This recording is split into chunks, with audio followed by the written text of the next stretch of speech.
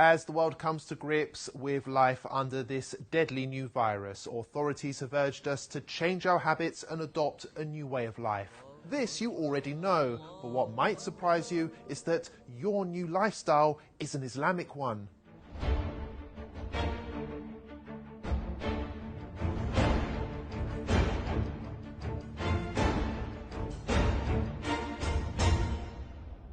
All Muslims believe that the Quran is both a holy text and a guide on how to live a healthy and productive life. Nearly all of Muslims' daily activities, whether that be praying, fasting, or the clothes they wear, have been recommended in the Quran or by the Holy Prophet Muhammad. And for years, many of these practices have been ridiculed by non-Muslims who accuse them of being backwards, weird, or straight up offensive. But now, whether you like it or not, we all have to behave like a Muslim. For starters, pubs, clubs and casinos have all been closed.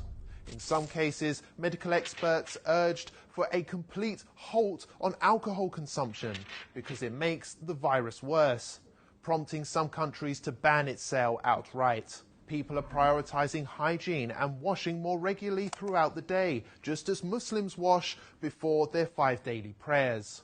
It's even become socially acceptable not to shake hands, a typical Muslim practice between men and women, which was often branded insulting in Western culture.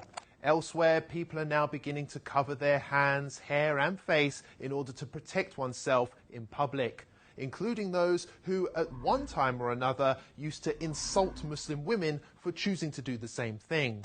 You can use a scarf. A scarf is, a lot of people have scarves, and you can use a scarf. Scarf would be very good. And my feeling is if people want to do it, there's certainly no harm to it. I would say do it, but use a scarf if you want. Even Islamophobic governments, which blanket banned the Muslim burqa, can now be seen adopting masks, which makes them look more Muslim than ever before. European countries like Austria have gone as far as to make face covering compulsory by law. And the face veil, covering, has turned out to be so beneficial that London aims to make it compulsory for all in shops and on public transport going forward. And there's more. On the economic front, interest rates have been slashed to near 0% in some cases, which is exactly what Islam teaches. Muslim families also self-isolated naturally for prayers and fasting during Ramadan for an entire month, while non-Muslims massed on British beaches. Now, you may ask, what's the point in bringing this all up?